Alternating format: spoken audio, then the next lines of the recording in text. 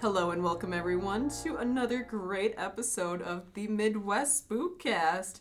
So joining us today, I got myself. Hi, I'm Kayla Wellman. It's nice to meet y'all. Next door to me is Alex Stengel. Go ahead and say hi or something. Hello. Thank you. You actually said You're hi welcome. this time. I know. This time I did. I'll give you your good noodle star. Oh, thank you. Of course. And then the lovely, the beautiful Mariah Tejan. Oh, thank you. So I'm excited today for this episode because Mariah did some extensive research on a place here in South Dakota. So hallelujah to the great state of, should I say great state of South Dakota? Great faces, great places. South Dakota. And we just lost some listeners. Sorry, guys. All right. Well, you know what? Just to keep this rolling, I'm going to pass it on to Mariah. What you got for us today? I personally am very excited about what I'm going to tell you guys about today because I have my own personal experience at this location, and so I'm really excited about it. We're going to be talking about the Bullock Hotel, which is located in Deadwood, South Dakota today. So I thought it was important first that I give you a little history of the Deadwood, South Dakota area, since this is focusing solely in there. And then we'll get into who Seth Bullock was and then his hotel and everything. So, a lot of fun things. I'm really pumped for this. I've been pumped for it. I think I've had this planned for like a month, and I'm like, can we record this? So, Deadwood, for those of you who are not familiar with South Dakota geography, is on the west side of the river. Ooh, West River. No, I'm just kidding. Hey, yo. We're on the east side of the river, and if you live in South Dakota, you know the feud. You know the feud. But, yeah. So Deadwood is this, it's kind of a small town. Like, it's not a very big town. In current day, it obviously is very renovated to what today is. And It's like the Las Vegas of South Dakota. it kind of, because it is filled with casinos. But it used to be worse with how many, That's true. gambling and how much gambling was there. It used to be way worse than what it is now. So, does what happened in Deadwood stay in Deadwood? Maybe. Maybe. I don't know. I guess there's I mean, if it's haunted, maybe it comes home with you. Oh. Don't put that curse on us. I personally love going out to Deadwood. I think it's just, you always see something different. And, like, even if you go into the bars, like, they're still set up in, like, that old-timey Western vibe. If you're on the main street, if you go other places in Deadwood, then it's not. But they have this, like, one main street that's dedicated to looking like the Old West, basically. And, I don't know, I think it's cool. And it's got a rich history and such. So, I don't know. I think it's cool. Well, and the funny thing is, being in South Dakota, our fun yearly trip is to go to that part of the state because Pretty much. it's a fun time. Pretty much. That's okay, though. So, the Deadwood area was very much dominated by the Native Americans, as much of South Dakota was. They really treasured that Black Hills area. That Black Hills is like the general area that all of like Deadwood, Hill City, Rapid City, all these other little towns kind of fall in, because the hills look black is what they look like. They look like, they just look black and such. So really the first written down history I have about Deadwood starts in July 2nd to August 30th of 1874. So it dates back a ways. And during that month, almost 2 months, it became the U.S. 7th Cavalry Black Hills Expedition discovered gold there in the French Creek. And so that's kind of how Deadwood became popular, was because they discovered gold. And so it kind of started this whole gold rush of South Dakota. You know, there's a gold rush out in California, but there's also a gold rush here in South Dakota. So, and you can still go panning for gold if you're ever out there. So Deadwood started out as a mining town before it was a gambling hub, kind of. Right. Gamble away all your gold. Yep. Yeah, Tragic. pretty much. Yeah, and so that marked the beginning of the Black Hills Gold Rush in 1874. Black Hills Gold Rush, yeah. And a lot of people came to this area as soon as they got word that there was gold. And in the fall of 1875, a small party of prospectors specifically found gold in Deadwood Gulch, which is right outside of Deadwood. So back in 1875, it was right around that French Creek area, which is right outside of the Black Hills area. But then in the fall of 1875, they specifically found gold in what is current day Deadwood. And so they set up 7 mining camps in the following spring, so the spring of 1876, and it formed what is now called the Deadwood Gulch. And these 7 mining camps were called the Montana City, the Fountain City, Elizabethtown, Deadwood City, South Deadwood, Ingleside, and Cleveland for some reason. All right then. Not Cleveland, Ohio. Cleveland, the Deadwood Gulch mining camp. Oh. Yeah, I don't know the whole reason behind that. And then in June of 1876 marks the arrival of James Butler, better known as Wild Bill Hickok, and Martha, better known as Calamity Jane Canary. If you don't know much about them, we get taught them in South Dakota, in 4th grade, South Dakota history. They are like the most prominent people you learn about, other than Laura Ingalls Wilder. Legends. Like here at the school I teach at, we do a wax museum in 4th grade where they dress up as like a famous South Dakota history person. A lot of them are Wild Bill Hickok and Calamity Jane. And so these 2 were your typical cowboys coming in for the gold rush, but they also gambled a lot and caused a lot of problems with the gunfights and just a lot of personal. Think of the stereotypical Western cowboy. That is Wild Bill Hickok and Calamity Jane, and they were like an item. I don't think they were ever married, but they were always known as being together. So they arrived there, and after just 2 months of being in Deadwood, Hickok was actually murdered by Jack McCall in what then was called the Nuttall and Mann's Number 10 Saloon. So the saloon is no longer called that.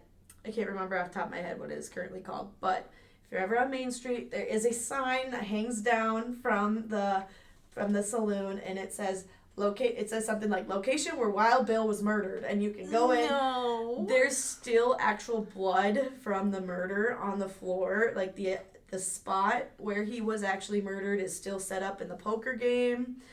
There's still blood in the floorboards from it. Yeah. Like it's the original floorboard with his blood dried into it. Yes. Wow. Yes, I've seen it. It's pretty cool.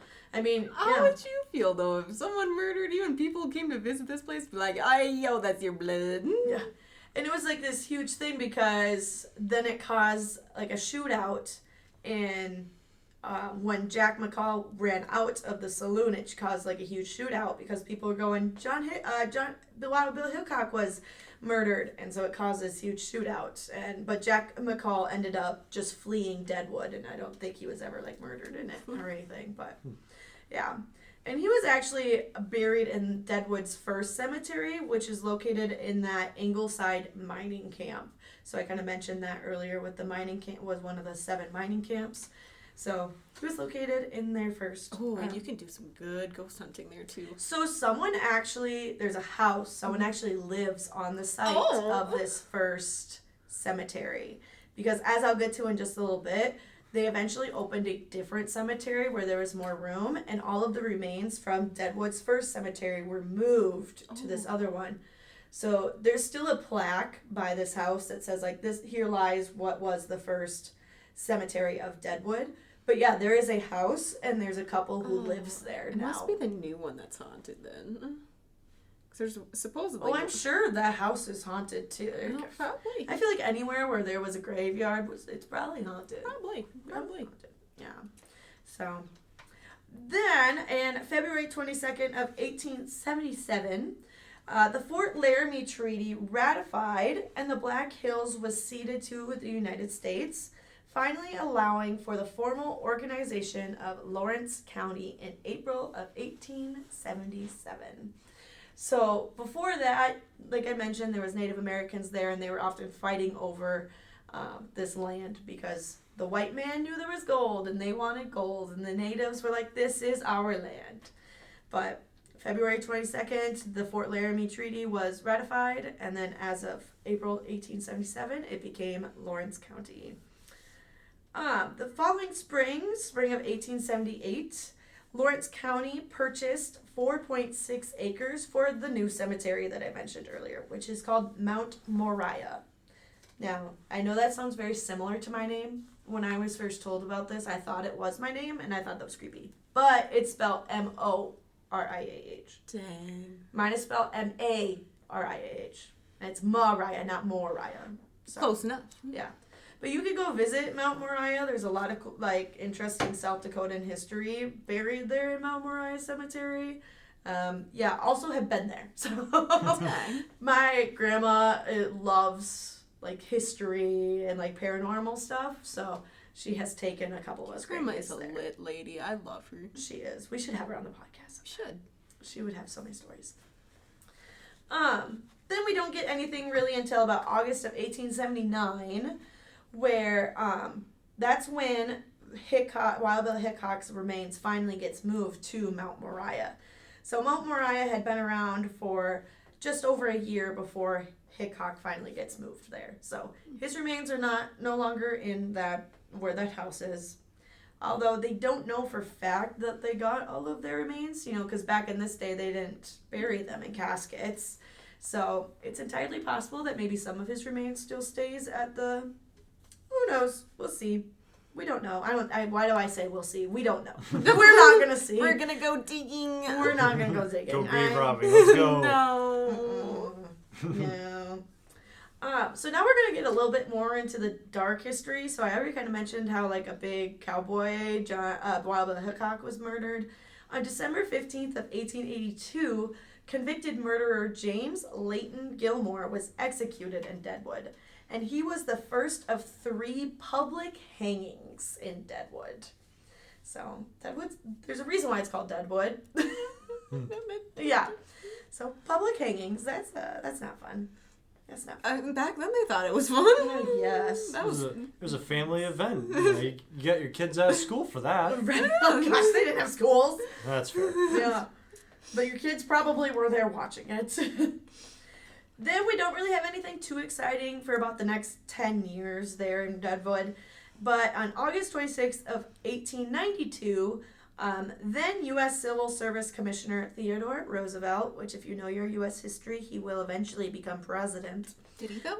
He delivered an impromptu speech at Deadwood City Hall. Aww. Which is today it's now known as Outlaw Square. But yeah, it was then called Deadwood City Hall. So he gave a little speech. So Theodore Roosevelt knew exactly where Deadwood was. And Theodore Roosevelt is actually going to be really important when we start talking about Seth Bullock, because this date, August 26th of 1892, was the first time those two met. And then there's going to be some more with Teddy Roosevelt here. Then we don't get much until the 1900s. We got January of 1919, which is where the U.S. government passes the Prohibition Act. Hey, yo. And up until this time, Deadwood was run by cowboys who loved to drink and gamble their money away. So What could be better? yeah, when the Prohibition Act was instated, it was not good. Deadwood was not happy about that. There was some riots. It led to some kind of illegal alcohol sales and all that kind of stuff. It made people even more angry. Yeah. And so it says reformers attacked Deadwood's gambling and prostitution establishments. So Deadwood was also known for having a ton of brothels. So we have a big mix of alcohol, gambling, and brothels. Oh. Yeah. That's the place you want to raise your kids at. Yeah, it was great. And it's the Wild West. This is the definition of the Wild West here, man. That made me just think of the song Will Smith sings, Wild Wild West. Yeah. So throughout the 20s, drinking, gambling, and prostitution continued to operate behind closed doors. It was a very hush-hush situation. But they continued to operate because Deadwood was like, no way are we surviving without those 3 things. So They got their trifecta. exactly. Drinking, gambling, prostitution. The unholy trinity. Exactly. The 3 biggest sins. They were all about it. Then December 5th of 1935, the Federal Prohibition Act is repealed. And so everything can flourish again. They don't have to do it behind closed doors. They're like, yay, we get to do it legally now. We never stopped doing it, but it's legal now. Now we can advertise it. Exactly. So that continued for a little while, 15 years or so, because then between the 1950s and 60s is when most prostitution establishments in Deadwood was closed by the state's attorney. They were like, we need to close those brothels. Nothing good happens in those brothels. Oh. So we need to close those.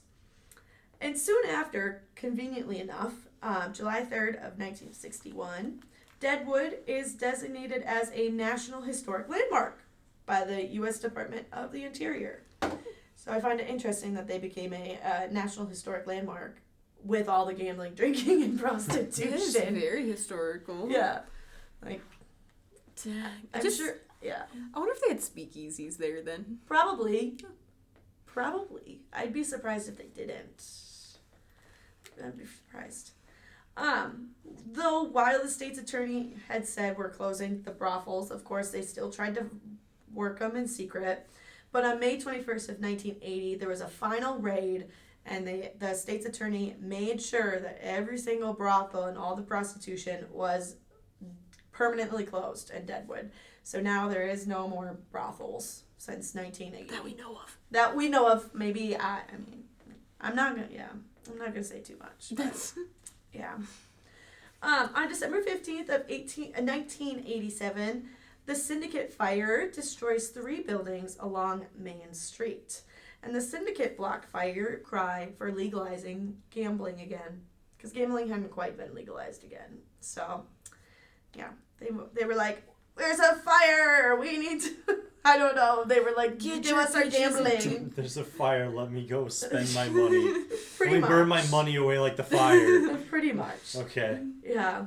So that kind of was the last, important, that I know of, that I found, super important thing that happened in Deadwood and can lead up to Seth Bullock and why it's important. Because we'll come back to that Syndicate fire here in just a few minutes. So Seth Bullock, probably not a name that gets told all that often in South Dakota history, but probably should. He had a lot more to do than people think he did. So he was born July 23rd of 1849, and he lived until September 23rd of 1919. So not a super long life. But then again, it was the early 1900s, so it's not like they lived as long as nowadays. So he actually was born in Amherstburg, Canada West, which is current-day Ontario. But yeah, so he was technically a Canadian resident. That's the word I want. Canadian cowboy. Canadian cowboy. Yeah. Yes, I love that. He rode a moose instead of a horse.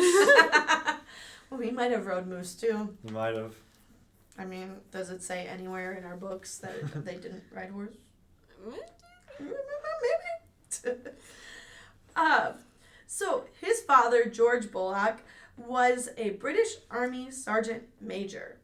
And so he was very strict in how he raised his children, and he was extremely active in politics, which eventually leads young Seth to become very active in politics. And in fact, George got in some trouble with politics. He was forced to resign as county commissioner because he was found to have missing funds, and he wouldn't say where they were from or where they went. So instead, he fled to the U.S. by himself. He left his wife and his children to deal with that. Dad went shopping for milk and he never returned. Yeah, so he sounds innocent if you ask me. Right, yeah. You know. Just mysteriously like, I'm leaving the country. Good luck finding me. Yeah. Yeah. That's reasonable, thing to do if you're innocent. Yeah. Right, exactly. You're innocent if you do stuff like that. 100%.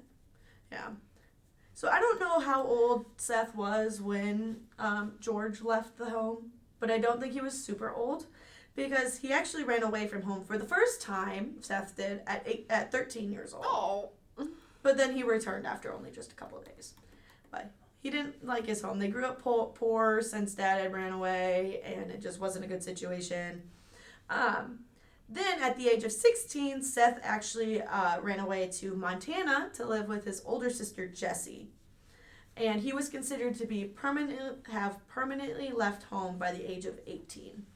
So, yeah, he was in the U.S. at 16 and then hadn't returned. So they considered him permanently ran away by the age of 18. So, yeah. In 1867, he became a legal resident of Helena, I think is how they technically pronounce it, Montana. I know some people who are named like Helena and stuff, but I think Montana it's pronounced Helena if I remember right. And he tried to run for territorial legislator, so following in his dad's footsteps of being involved in politics. He was not successful in his first try at running for politics in Helena, but he did eventually win his role as a territorial senate in the years of 1871 and 1872. And Seth Bullock actually helped create Yellowstone National Park while he was in Helena, Montana. Interesting. Huh. Yeah. So, yeah, he's credited for helping form Yellowstone National Park. So, I've never been, so I don't know if his name's like anywhere, but it should be. I've been there 2 or 3 times in my life, and I don't remember ever seeing anything. Again, I was younger, so I wouldn't have even made the connection probably, but right. I don't remember seeing anything about him there, but yeah. I just not seen it. Yeah. I wonder if he's seen the big volcano that's supposed to go kaboom. Oh gosh, what is that? That one that's there. I can't think of its name. The super volcano. Mm-hmm. I don't remember if there's a specific name for it. Well, they have a geyser there too. Yeah, right? Old Faithful. There you go. Yep, seen that. Yeah. Was it Old Faithful? Did it faithfully explode? Yep. Oh, good. Good. Like I said, I've never been, so I should go. That's on like my to-do list someday. Like go to Yellowstone. It's nice. It's a nice place. Yeah, I've heard it's beautiful. I don't know why my parents haven't taken me there. Scotty and Heather, if you're listening to this, take me to Yellowstone National Park someday. Take me with you. Granted, I am 27 and can go on my own, but still. Midwest Spook-kast trip. Yeah. So he was favored when he was territorial in this territorial senate. So in the year of 1873, he actually was elected sheriff of Lewis and Clark County in Montana. Oh. And this is not the last time that he'll be sheriff of a county, but this was his first run at it. And this was actually the first time he ever killed a man was when he was sheriff. So there was a criminal by the name of Clell Watson, I believe is how you pronounce it. It's spelled Clell. Oh. So it's like Clell Watson. That's what I'd go with. Something like that.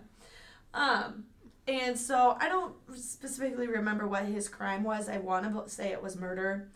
And so they were going to have a public execution for him. And whoever was supposed to actually, it was hanging, I believe it was. Whoever was actually supposed to do it, like, chickened out of doing it. So Seth Bullock stepped in and ended up being the one who followed through with the execution. Huh. Yeah. So that was the first time he killed a man. Not the last time he will have killed a man, but the first time. Dang, Seth. The first time. Things happen. Rambo, First Blood. So he stayed in that Lewis and Clark County, Montana for about 3 more years. And the first time we have him being in the Deadwood area is the year of 1876. And Seth and his friend Solstar opened a hardware store because they knew the gold rush was happening around this area. And so they're like, they're going to need supplies. So they opened up a hardware store. That is called pro plays right there. Yeah, absolutely. And at this time, South Dakota was still part of the Dakota Territory. It wasn't South Dakota yet. So, yeah. And they gave the longest name to this hardware store. It was Office of Starr and Bullock, Auctioneers and Commission Merchants. Say that in one breath. All right.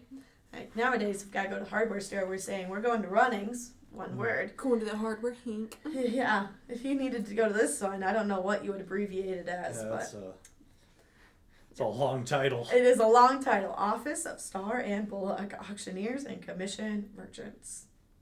Dang. Yeah. Oh, imagine that on a sign. Right. Oh, gosh. And what's convenient is Seth and Soulstar's arrival actually marks just a few days, like they said, between 3 to 5 days before Wild Bill and Calamity Jane came to town. So that's just kind of interesting how those line up. Some people think they don't line up at all, but actually they were in town around the same time. So, yeah, that's just fun little. So, after Wild Bill's murder, which is kind of why I mentioned it earlier, the city of Deadwood decided it needed some sort of law enforcement. If Jack McCall was able to just walk into the saloon, shoot someone in the back of the head, run away, and get away with it, and they were like, that something needs to happen here. Well, Deadwood is getting way out of control. So the Governor Pennington of the Dakota Territory, so that was both North Dakota and South Dakota at the time, appointed Seth Bullock to be the first sheriff of Deadwood in March of 1877. So he was the first sheriff. He was not the first voted sheriff, but he was the first sheriff of Deadwood. So that's fun. And they decided he would be appropriate for it since he was a sheriff for 3 years in Lewis and Clark County, Montana. So they're like, yeah, this guy's qualified. He'll keep it. Yeah. And he was known to kind of keep a strict rule on things. Yeah. So this sheriffhood only lasted about 9 months. But those 9 months, he took it very, very seriously. And it only lasted 9 months because then the city of Deadwood decided they should have an election for who was going to be sheriff. So Seth Bullock ran on the Republican side of the ballot, and John J. Manning ran on the Democratic side of the ballot. And he ended up losing out to John J. Manning. So a lot of times John J. Manning is credited to be the first sheriff of Deadwood. He was the first elected sheriff, whereas Seth Bullock was actually the first sheriff. Right, because he was appointed before that ever happened. Right. Wonder why he lost, though. Yeah, I was going to say, if he was already the sheriff, did he do a bad job and they didn't like him? I think people just didn't like how strict he was. Right. Because they wanted to kind of still be able to run about and do what they want. It was the Wild West, right. man. They didn't want a stickler for rules and Right. someone that'll actually bring down the law on them. Right, exactly. And so I think they saw John J. Manning as someone who'd be like, oh, they'll enforce some things, but we could still get away with, maybe our prostitution and pay stuff. him under the table. Oh, right, things like that. Because you said 1870 what? 77. 77? Because that's a little more than 10 years after the Civil War, and it's more complicated than how I'm going to make it, but the Republican Party was new right before the Civil War happened. That was President Lincoln. Right. And the South, it wasn't a complete split. The North was Republican, the South was Democrat, but there was a lot of division there. Mm-hmm. So it kind of surprised me that the Republican candidate lost because people had such a bad taste, especially how far north South Dakota. I say how far north South Dakota is. We are up north. We are a very far north state for being south in our name. Yeah.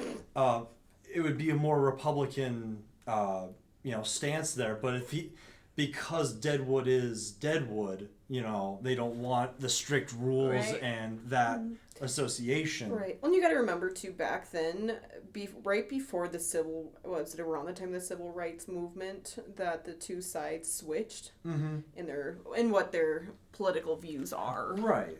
But the time frame that Mariah was bringing up is 10 years after the Civil War had ended. Right. So we were still in the Reconstruction of the South. Right. After the war. And it's interesting because that's actually around the time that the Republican Party actually was still fairly young, because Lincoln was the first Republican. Right, yeah, he was the first, he was the second one to run, but the first one to be elected. So yeah, it was barely, it's 10, 15 maybe years old by that point. Right. So. Yeah. Yeah, it doesn't say for sure why he lost, whether it was due to him being such a stickler or... Probably. I would imagine. That would be my guess. Yeah. That's my educated guess, but I could be wrong. He did his job too good. Yeah, and they didn't like that. No. Yeah. So, if you remember earlier I mentioned Teddy Roosevelt and that he was going to come back. So, Teddy Roosevelt first met Seth Bullock when he was... what was his title at that point? Let me look again. He was the U.S. Civil Service Commissioner. But he came back to Deadwood when he was the U.S. Vice President Republican candidate. And Seth Bullock was the one who actually rearranged the stop for Teddy Roosevelt to be in Deadwood and give a speech about, the Republican Party and all of this stuff. So they became really good friends that first time that they met, and then obviously kept in touch via, text messaging. I'm just kidding. Like from writing letters and stuff. The Pony Express. The Pony Express. And so they were really good friends. And I mean, having a friend that is the vice president Republican candidate, that's probably a pretty powerful friend to have, especially back then. Oh, really, any day, really. And so a year later, when Roosevelt actually was the U.S. president, he elected Seth Bullock to be the forest supervisor of the Black Hills Forest Reserve. Huh. Yeah. So he had heard all about how Seth Bullock was involved in politics and all this stuff. So Seth Bullock became the Black Hills Forest Reserve supervisor. And again, took his job very seriously because if you're raised by a general, someone who was in the army, you're gonna just have that mindset set in your brain, He stayed doing that job for about 4 years when he was then appointed as a marshal of Lawrence County by President Theodore Roosevelt. But then again, that was in 1905, and then he was again appointed the same position in 1909 by President William Howard Taft. So Seth Bullock had a lot of ties with our presidents. Yeah. He had a way with presidents, I guess. Nepotism. But isn't that when it's family members? Yeah, so that's typically They're not, yeah. as far as I'm aware, they weren't related. Maybe they're secretly related. I mean, maybe, but remember Seth Bullock's from Canada, so Yeah. it makes it a little bit harder for that theory to be plausible. Maybe we secretly have family in Canada. Maybe, I guess. I doubt it. For me, anyways. So around this time, Bullock and Solstar still had that hardware store. But they also purchased a ranch where Redwater Creek and the Bellefourche River meet. Now, those of you who may know how Bellefourche is spelled, it is pronounced Bellefourche. It's not Bellefourche, like it looks. It's Bellefourche. Mr. Swenson, if you're listening to this, she did you proud. It's Bellefourche. And they named this ranch the S&B Ranch Company. And there they just did some ranching and stuff. And Solstar and Seth Bullock are credited with bringing alfalfa farming to South Dakota. Dang. Yeah. So you're pretty big now. Yeah, you can thank those two for all of your alfalfa farming needs in South Dakota. Yeah. He also contributed to the Deadwood economy in multiple ways, with his ranch, with his hardware store, and just so many other things. I'm going to get into his death before I go on to his hotel, okay? So what ended up causing his death was colon cancer, and he did die at his own home. So at least he was in comfort, I guess. And he is buried in Mount Moriah, same cemetery I mentioned where Wild Bill and Calamity Jane were moved to. And there's other prominent Black Hills historical persons there. But so if you go to Mount Moriah, it's already kind of on a hill, right? And then you follow, like I said, I've been there, so this is personal story here. If you follow this track, there's signs that say Seth Bullock's grave. You hike up this hill, up to a top of a hill. It's a steep hike. And there he is, kind of in his lonesome. Oh. Yeah, but he wanted to be buried there because it has the best view of what was then called Mount Roosevelt, which was named after Teddy Roosevelt in the Forest Conservation Act. And so his grave is facing a funny way because he wanted to be buried so he would face Mount Roosevelt. And that's why he's way up there. But you can go visit it. I've seen it. Yeah, it's cool. Just imagine having to carry him up there. Right. Right.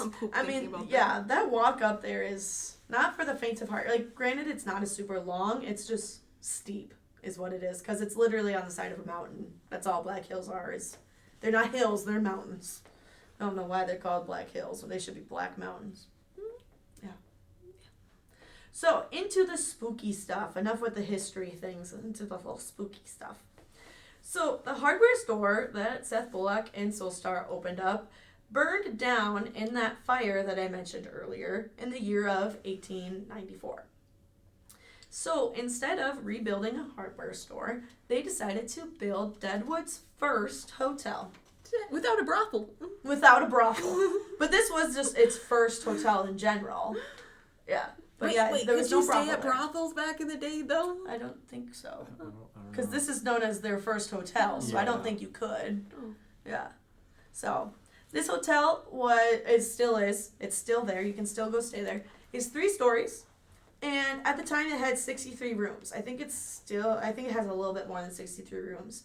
And I know now they have a back building that's not attached to it, like it's across the road, but it's still like called the Seth Bullock Hotel because it was so popular, they wanted more rooms. So the back building is not haunted. So if you choose to stay in the Seth Bullock Hotel and want no hauntings, go stay in the back building.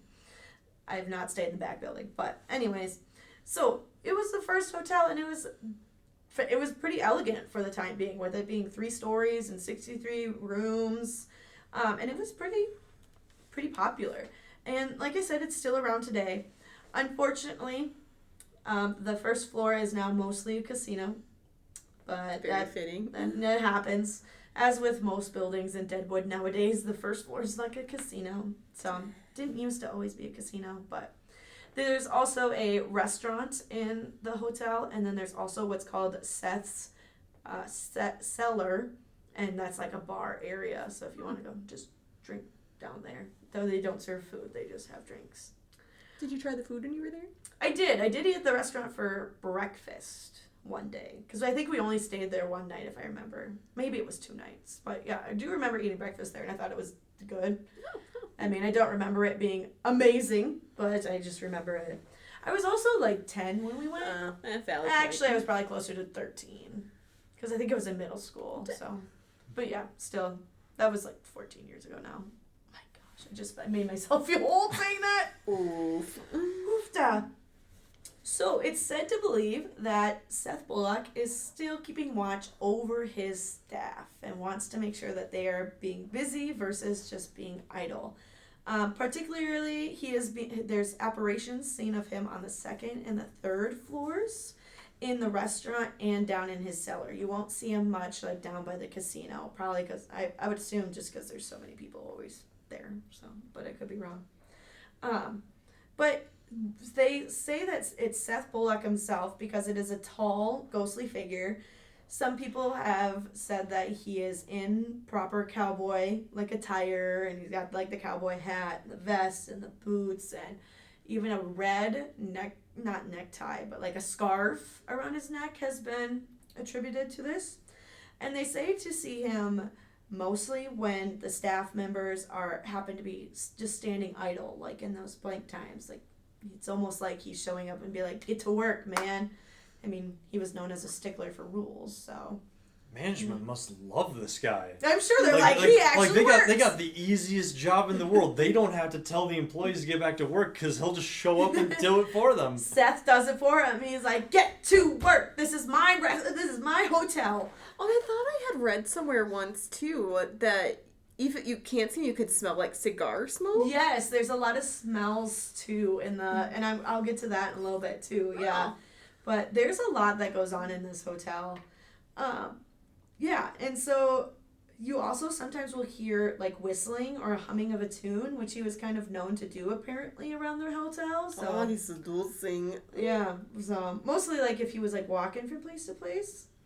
There's also a lot of plates and glasses that will shake throughout the restaurant, like, just start shaking all of a sudden, and sometimes just fly across the restaurant and shatter. So they go through a lot of plates and glasses there, but it's mostly when no one's there. Like, there's no reports of someone getting injured, but, like, there's camera footage. Well, his management style kind of sucks then.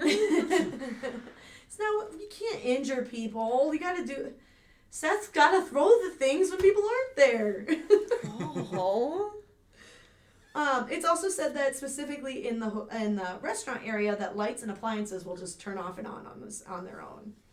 So don't gamble there. No, that's specifically the restaurant. Oh. The gambling machines have never, from what I've read, don't have an issue. Dang. Yeah, but the restaurant, yeah.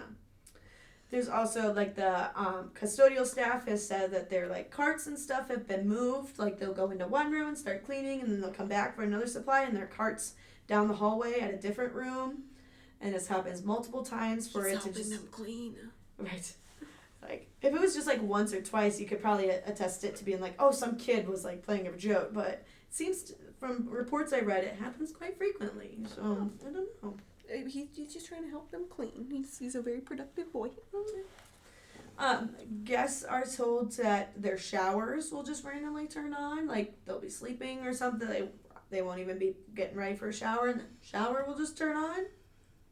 Yeah, it's fun stuff. So what you're saying is you might have some a person watching you shower then. Yeah, maybe. An audience. Our water bill's gotta be terrible now too. Then, Right? like, just shower turns on in the middle of the night. If you don't hear that, that's just running for hours. But if you're sleeping and all of a sudden you start hearing water running, aren't you gonna wake? I guess I would wake up. I'm not. It depends how heavy a sleeper you are, I guess. I guess I would wake up to it. Yeah. I'd be like, what the heck is going on? I might. I don't know. Yeah, I don't know.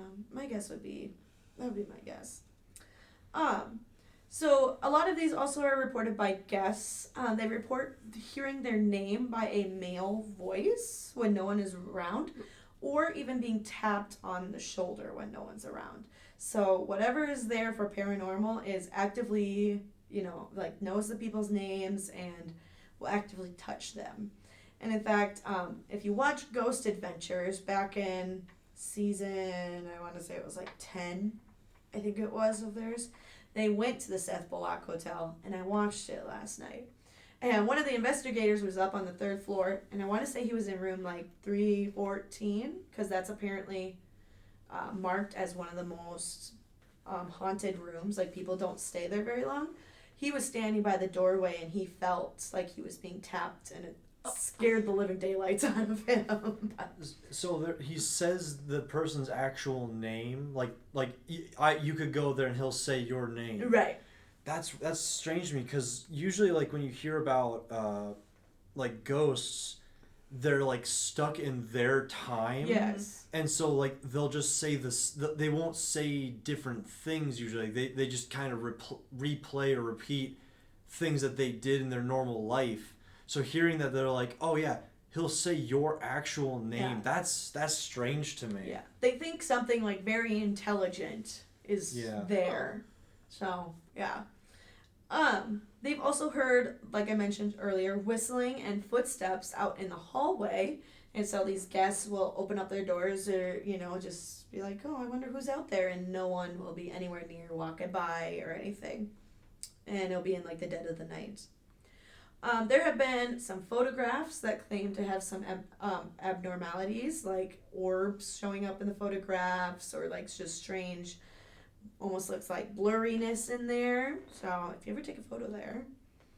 Guests also say that their alarm clocks go off, even if they are unplugged from the wall. Their alarm clock will start going off at all hours of the night. Ain't got time to slack. Yeah. Well, that one could be because like my alarm clock has a battery in it. Like, if the power goes out or I unplug it, like, it can go for a little while. I guess it didn't say if they had batteries in them or not. So that's the only reason I thought of that is mine Alex has is that. being a skeptic. Shocker. The skeptic is being skeptical. You know what, Alex? When you stay there, that alarm clock just hits you upside the head. Well, I'm sorry, Seth.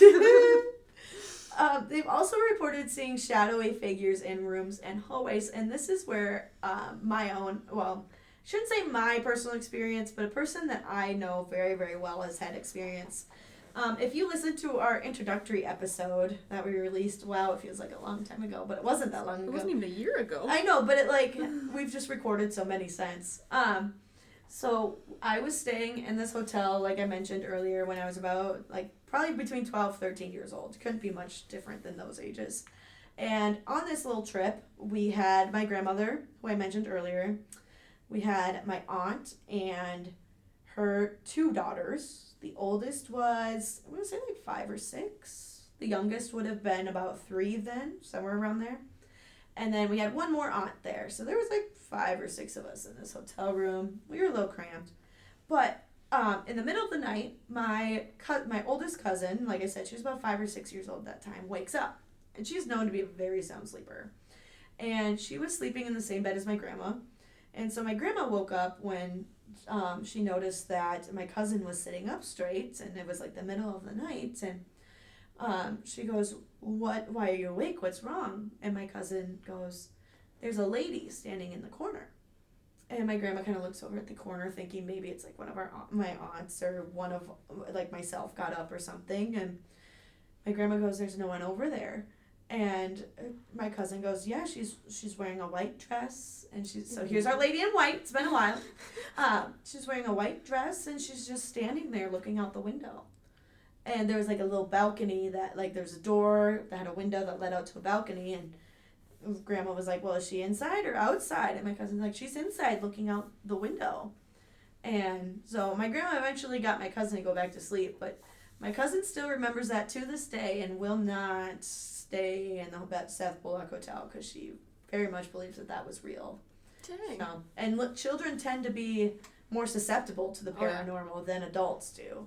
So in that sense, it would make sense if she saw it and my grandmother didn't. Mm-hmm. Yeah, I mean, they say kids have a sixth sense, and if you can encourage it, they'll keep it. Exactly. Yeah. Yeah. And more on it, I highly recommend if this is like interesting you watching that Ghost Adventures episode. They had a lot of crazy things happen to him. So one of them's like you watch it, right? I haven't seen the episode, but I do watch Ghost Adventures. But you watch Ghost Hunters. The one's like a medium, right? Mm-hmm. And so he was getting these strange, like, hostile, like, feelings when he was down in the basement where Seth's cellar was. And it actually coincidentally turned out that one of the historians that was there said that at one point Seth's cellar was turned into like a hospital for when the cholera outbreak happened because they didn't have enough room for it. And so they had a lot of like children dying in there, and obviously not in a happy way. Mm-hmm. And so they believe that those deaths are attributed to like the hostility that he felt downstairs. And he also believed that so when you're downstairs, a lot of the original stone is exposed. Mm-hmm. And there's a belief that a lot of like spirits and activity absorbs into those stones and just kind of stays. So they believe that the downstairs is really, really haunted down there because of those stones. So well, that's where I started wondering, if anyone's died in the hotel. So that makes sense that they had the cholera outbreak going on and people died there. Yeah, that makes sense. Yeah. Yeah. So I don't know. I thought that was really interesting. And especially, like I said, since I've been there before, I would love to go back another day. There are certain rooms that are more haunted than others, they say. Like I said, that 314 was supposed to be one, and then... So we stay in there then? Right, yeah. I don't know. The staff on the episode said that most people do not make it through the night in that room. Huh. Really? Yeah, because that's the room where apparently a lot of tapping on the shoulders and stuff happens, and the names and stuff. So, I don't know. I don't remember staying in that room 314. Maybe we did. I don't remember what room number we stayed in. But yeah, it's a really cool hotel, and I highly recommend you going to check it out if you're ever in Deadwood, South Dakota. It just interests me that Seth Bullock supposedly haunts it, even though he didn't die at it. But it was his pride and joy. True. It was his pride and joy, because it was the original site of his hardware store. Mm-hmm. And then when that burned down, he and Soulstar were like, okay, we're going to build this hotel, the first hotel. And if he's known for wanting things to run a certain way, I feel like it makes sense if he's like, I want to make sure that... my hotel stays the way it's supposed to. It's like that engineer of the catacombs. He didn't die there, but he's like, you know what? Look at this. This is my name. I built this. Right. So I feel like even if they have like a significant like emotional tie to it, that might be where their spirit lies rather than just where they passed away at or anything. Well, I mean, which makes sense because I look at like my grandparents' home. It was a brand new house, but we had my grandfather's dad who visited it multiple times when my grandma wasn't doing well, and of course he didn't die there. So I mean, it's very possible that you can travel to. Yeah. So I highly recommend it. Yeah. Dang. Yeah. That's a good That's a good one. I like that. Rest in peace. Rest in peace, Seth Bullock.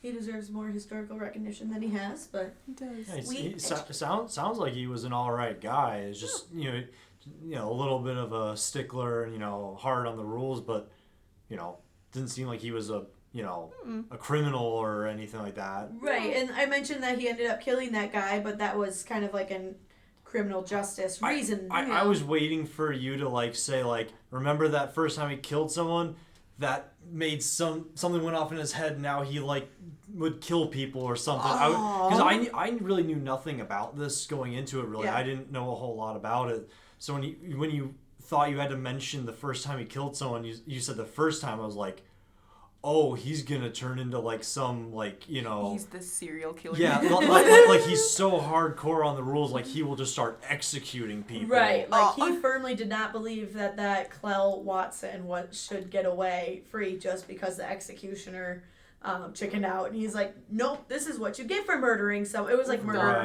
rape, or something. It was a serious crime. It was a hard crime. And so I was ready for that to be this is the starting point of him just being you did a crime, execution, yeah. And I never found a number on exactly how many people were killed under him being a sheriff or anything, but it did say that was his first one and that he took it seriously. Yeah. So instead of straight to jail, straight to death. Well, back then, that's what they believed most of it. If you commit a heinous crime like that, they're not going to give you a trial or anything. They're just going to be okay, murder. Yeah. Murder for an eye for an eye was their idea back then. Yeah, you're either spend a night in jail or dead. An afternoon at the gallows. Yeah, they lined you all up. One or the other. Yeah. Oof. All right, I'll just give poor Mariah a break. She did a phenomenal job.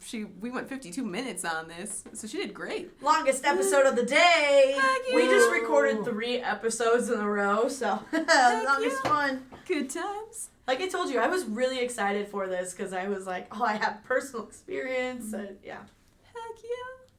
Well, for our socials, we are on Facebook currently. It's one of the platforms we use the most. It's like Mariah always talks about, it's one of our, it's our home, because we're millennials. Oh my gosh. Millennials. All right, okay, fine. Kayla always pronounces it millennials. Fine. Like the Millennium Falcon. But, so we are on Facebook as the Midwest Spook-kast. It's where we do a lot more posting. I should say more Mariah does more posting, because she runs all that fun jazz. And then we are also on X, which is formerly known as Twitter. I will never get used to saying X. I don't go on Twitter or X or anything. I suck. I am a boomer. Yeah, I don't really do Twitter either, and I still call it Twitter instead of X. Yeah, I'm not. I mean, it's a great platform if you know it, because a lot of people go there. But I don't know. We're on there as the Spook-kast. Unfortunately, Midwest Spook-kast is too long, so Elon Musk said nope, gotta be Spook-kast. But other than that, we are also on TikTok, and TikTok is a personal favorite. We're on there as the Midwest Spook-kast. So great times. Definitely check it out. Mariah posts some videos on there, some kind of sneak peek, some more comedic relief, some more fun things. So we enjoy being on there. Other than that, so you can check us out on many different platforms, whether it's Spotify, YouTube. No, we're on iTunes. We're on many different ones. I'm not going to list them all off because we're on, I believe, currently 12 of them. So you can check us out wherever you listen to your podcast. I almost said your Spotify. You can't listen to Spotify everywhere. So other than that, I don't think I'm missing any of the other social media platforms, am I? Nope. Other than our email. Oh, yes. You got a really good story you want to share with us? Even if you want to share it anonymously, too, we are totally cool with that. We can do that. Just let us know right away that please share this anonymously. You can send us an email at midwestspookcast@gmail.com. You can also ask for recommendations. You can, give us different information you want to, as long as you don't be mean to us, because I cry easily. So give us your opinions on, tell us your feedback. What are we doing great? What would you like to see improved? Is there any topics you want us to explore? Heck yeah. Because kind of the nice thing is with being a podcast, we do it doesn't seem like we kind of stay in one genre, where some kind of stay in one genre. I'm a personal fan of, I like the ones that go all over the place a little bit. Because we've done history, we do spooky, we do, Many different. Weird. Do we do we weird? do the weird. We do weird. You know what? It's just all the fun in life. So yeah, if you guys got any recommendations, hit us up on it. So yeah, stay spooky, everyone. You know, actually, how does it go, Mariah? Stay spooky, ghoul friends.